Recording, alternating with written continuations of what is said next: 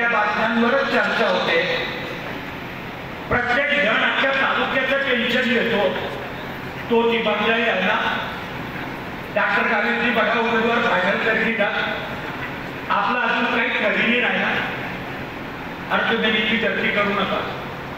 Doctor गावितांनी उमेदवार जरी final केले असले तरी सुद्धा डॉक्टर गावितांच्या मुलीने 2.5 वर्ष चालवली जिल्हा परिषद ही नंदुरबार जिल्ह्याच्या जनतेला आठवण राहील अशी आहे।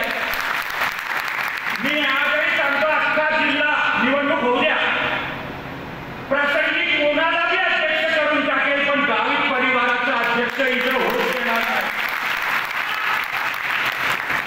कारण ज्यांनी टक्केवारीचा कलंक या जिल्हा परिषदेला लावला त्या लोकांनी अपेक्षा ठेवू नये। आम्ही जिल्हा परिषद चालवले, तो रमेश काका बसला, त्याच्या घरात तसंच आहे, तो वकिलाला बसलेला आहे, चंदू भैया बसलाय।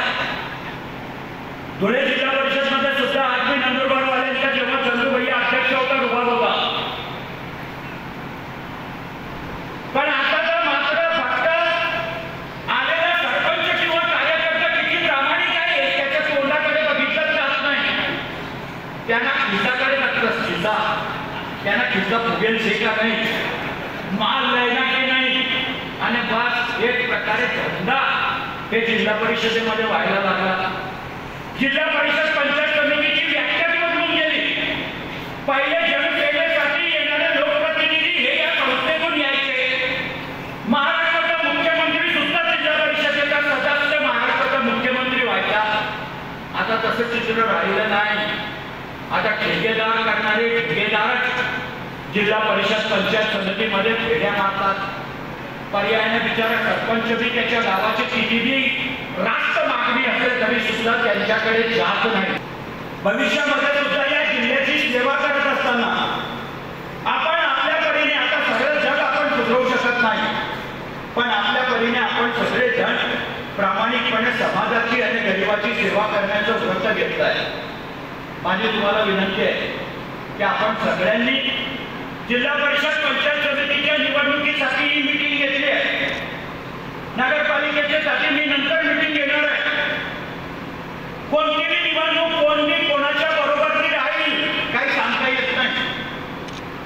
गावित साहेबांनी सांगून दिलं की नंदुरबारमध्ये युती होणार नाही, म्हणून आपण आपली तयारी करायची आहे।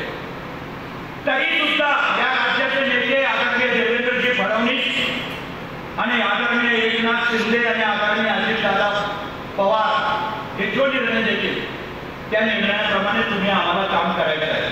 पण आपला आत्मविश्वास आहे की जर कोणी सांगत असेल की इथे युती होणार नाही तरी सुद्धा लढाईची ताकद शिवसेनेमध्ये आहे आणि हे दाखवून द्यायचं आहे। आजही